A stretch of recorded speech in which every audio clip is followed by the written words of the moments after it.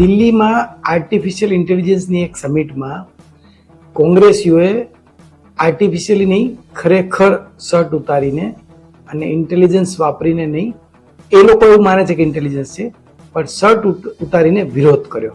આ વિરોધની ચર્ચા અત્યારે ચારેકોર છે. આ વિરોધને દેશદ્રોહનું એક લેબલ પણ આપી દેવાયું અથવા તો દેશનું અપમાન થયું છે. એક સમયે ગાંધીજીએ પણ વસ્ત્રો ઉતારીને માત્ર પોતરી પહેરીને અંગ્રેજોનો વિરોધ કરેલો. શું આ બંને વિરોધમાં એવું કોઈ સામ્ય છે? આપણે આજે એની ચર્ચા કરવાની છે કે લોકશાહી માટે વિરોધ પક્ષ અને વિરોધ કેવા હોવા જોઈએ. નમસ્કાર.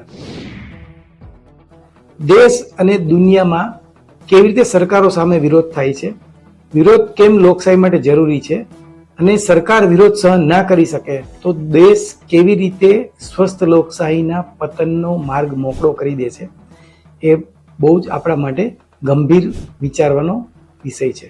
2016માં જેએનયુના વિવાદમાં ટુકડે ટુકડે ગેંગનું ટેગ લાગી ગયું. 2019માં સીએએ અને એનઆરસીના વિરોધમાં પાકિસ્તાનના ષડયંત્રનું ટેગ લાગી ગયું. 2020માં ખેડૂત આંદોલનમાં ખાલિસ્તાનીનું ટેગ લાગી ગયું. 2024માં રાહુલ ગાંધીની વિદેશી વાતને ભારતનું અપમાનનું ટેગ લાગી ગયું. 2026ની જે હમણાં આપણે વાત કરીએ એઆઈ સમિટમાં યુથ કોંગ્રેસના વિરોધને કારણે આંતરરાષ્ટ્રીય ફજેતી થઈ એનું ટેગ લાગી ગયું.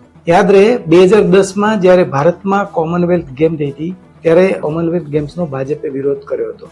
કોંગ્રેસીઓ આ વખતે એક સ્ટેપ વધારે આગળ ગયા છે. જે જગ્યાએ જવાબ જોઈતા હતા વિપક્ષને, એ જવાબ વિપક્ષને મળ્યા નથી. આખો વિડિયો જોવા માટે ડાઉનલોડ કરો દિવ્ય ભાસ્કર એપ.